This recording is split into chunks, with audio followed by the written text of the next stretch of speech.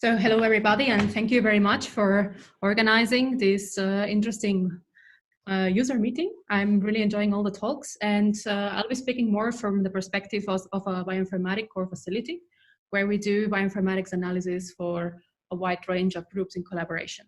So it's really nice to see the other end, like what kind of applications this kind of analysis could have. So I will start with a very brief introduction into the B-cell receptor genetics. So B cells express the B-cell receptor, which is an immunoglobulin. And in the stem cells that originate the B-cell lymphocytes don't express this BCR receptor, but they need to, first of all, undergo somatic recombination in order to rearrange the one copy of the B, D, and J gene segments, and so convert themselves into naive B cells, which are then able to express this BCR receptor. And these naive B cells can then, when they are in contact with the antigen, they undergo clonal expansion and become matured B cells. And during this clonal expansion procedure, there's also a process called somatic hypermutation, in which this BDJ region suffers a number of mutations. And that's what generates also the high diversity in the B-cell repertoire. So how can we sequence this BCR repertoire? There are surely many methods, and the single cell methods are now very promising. But what we have established in our sequencing facility is a method for sequencing BCR repertoires by airr-seq sequencing of UMI barcoded mRNA sequences. So the procedure for that is to first amplify via PCR the mRNA for these PCR molecules, and by using primers for the V gene region and the C gene region. And these primers can contain UMI, a unique molecular identifier, in order to then distinguish which copies of the sequences come from the PCR amplification steps and which copies were originally in the repertoire. So coming from other bioinformatic analysis methods, my first problem in the analysis of this data was that it's not possible to perform like other traditional RNA-seq analysis, which would be to map the reads then to the reference genome. And this is because of the somatic hypermutation process, and that this region of the genome is highly repetitive due to the gene segments, BDJ. And so it was, first of all, for me, difficult to establish these techniques. And that's when, after some research, I came across the Incantation framework that really facilitated our analysis work here, because it's a very comprehensive tool set, which goes from all steps: pre-processing, BDJ, gene assignment, genotyping, clonal assignment. So just would like to thank the whole Incantation team, because that really facilitates our analysis work here. And also it's an open source tool, so it's really a must for our bioinformatic analysis. It's extensively documented, really easy to use, and the tools are all in Bioconda, and now there's even a Docker container, so it's great to use them. But in our bioinformatics facility, we deal with a high number of samples, and we have different computational systems. So it was really a must for us to be able to parallelize these workflows and to use them both in our HPC cluster and in the cloud. So that's why we started developing this NF-core Bcellmagic workflow, which basically uses all the Immcantation tools, and it's written in Nextflow, but it incorporates all the tools in a workflow in the sense that we can start from the raw sequencing reads and an experimental metadata sheet that contains, for example, which repertoires come from the same patient in different conditions, or if different B-cell populations were measured. And this data can then be analyzed following all the recommended steps by the Incantation toolset. And some quality control reports can be generated directly with the pipeline. And further steps like PDJ assignment, patient genotyping, PCR sequence data, like IG blasting to the BCR sequence database can be performed. And database with the annotated sequences can be also extracted directly from this step. And finally, the pipeline also includes the clonal analysis by using ChangeO and the lineage tree reconstruction. And if desired, it can also perform a basic repertoire analysis comparison, for example, between different patients or different conditions. So what would be the advantage of this pipeline? Like, why did we run a workflow in Nextflow? So Nextflow is a DSL, which is used for writing bioinformatic workflows for different bioinformatic data analysis tasks. And it has the advantage that it's intrinsically containerized. So in each of the processes that the Nextflow pipeline has, a container can be directly specified. And this can be, for example, Docker container, but it can also be Singularity container. The Nextflow language has the advantage that it's also intrinsically parallelized. So when input data is specified, it can repeat the whole process with all the provided files. And it's highly scalable, therefore, and portable to different computational systems like HPC cluster or AWS batch. The Nextflow language makes it then really easy to write reproducible workflows, and it's completely open source. But this pipeline is not only written in Nextflow, but it's also part of a project which is called the NF-Core project. And the NF-Core project is a community effort which aims at collecting a set of analysis pipelines built using Nextflow. So different bioinformatic core facilities or different groups around the world can use them. And the aim of this NF-Core project is to curate these bioinformatic pipelines so that they can be used in a wide variety of tasks. Each of the pipelines has validated releases, which makes them trackable and makes the analysis reproducible, so you can know exactly with which version of the pipeline the analysis was performed.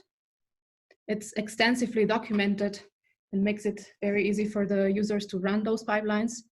And they have also continuous integration in GitHub. They are all open source, all available in GitHub. And I invite you all to check the NF-Core website, where you can see all the pipelines that we have. So right now, there are 38 pipelines that are currently available as part of this project, and 21 have been openly released. Some of the analysis pipelines that are available are, for example, for RNA-seq, ChIP-seq, Methyl-seq, RNA fusion, and now, of course, including the Bcellmagic pipeline. So what would be an example how you can run this pipeline at home? So first of all, it requires Java installation and the installation of Nextflow, which is pretty straightforward. You can find it out in the Nextflow website. And finally, a container engine like Docker or Singularity. And each of the pipelines comes with a small test with a set of input files that have reduced number of reads, so it runs faster. And that would be the command that is used to run those tests. Now, when using the test, you can use -profile test, and that will already directly download the data that is stored in GitHub. When running the Nextflow run command, this also directly pulls these workflows directly from GitHub, so you don't have to install each of the pipelines. How to run then the actual pipeline with your input data is in a very similar way. So in a very similar way, Nextflow run, the name of the pipeline, you can specify a release version. And you can then specify your input files, which should be saved in this design file, which contains the paths to your read files and whatever information you want to store in the FASTQ headers. For example, the patient or which time point the repertoire are from, which kind of B-cell subtype you analyze there. Then you can also specify your own C primers and B primers. And in our case, we have the UMI identifiers in the Illumina index file, so we can specify this extra file. And by using -profile Docker, the pipeline directly pulls the Docker container, which is hosted in Docker Hub. So no installation requirements after you have installed the prerequisites for the pipeline. So that's what would the first log command that will come from running the pipeline. First, it prints all the parameters that you have set, and then it shows you here all the processes that will be run. You might recognize some of the names from the Incantation tools, and one can follow the progress of all the samples through the processes of the pipeline. Now, one also nice characteristic of this Nextflow language is that it produces also in the end, after the run, some reports where you have again a summary of the command that was run, all the parameters that were used. And interestingly, for somebody that wants to, for example, optimize the workflow, it also produces a report on the resources that were required for running the pipeline. Now, this is run on real data. The example that I showed before was from the test pipeline. And here you can identify quickly which are the processes that require more CPU, example, build consensus, mask primers, the cluster of the sequences. Or, for example, what are the processes that have higher memory requirements? Again, build consensus, assemble the read mates, and other characteristics like execution time, which of the processes take a longer execution time. Now, because it's part of NF-core, all NF-core pipelines also include multi-QC reports in the end, which are integrated QC results from all the input files. This, for example, here shows a multi-QC report for the Bcellmagic pipeline and from the tool FastQC. So FastQC runs QC on all the FastQ files that are used to run the pipeline, and it produces statistics like what percentage of duplicate reads were there initially in the FastQ file, what's the percentage of, what's the GC content, the length of the reads, how many million sequences were there in the file. So it can be really useful to just have an overview on the input data to the pipeline. And finally, I would like to just very shortly present a use case that we use here in the QBiC facility for our pipeline. And that was in collaboration with Markus Kovarik, also here at the University of Tübingen, and was to use the B-cell pipeline and the Incantation toolset for analyzing B-cell repertoires in multiple sclerosis. So the traditional view of multiple sclerosis is that T cells are the main mediators for the autoimmune responses against the central nervous system. But some emerging view now is that B cells or effector B cells even have now a more direct action or are involved more directly in this autoimmune responses directed against the central nervous systems in multiple sclerosis. So we use a pipeline to try to analyze this fact, and it can reconstruct by using the Incantation framework the B-cell clones of each of the patients, and here is a random sample of 100 of these B-cell clones from one of the patients. It can also, the pipeline can also directly calculate some clonal expansion metrics, for example, the number of sequences that were found per each of the clones to identify especially big clones, or the number of clones for each of the patients. Here we compared the repertoire of 2 healthy patients with 10 MS patients.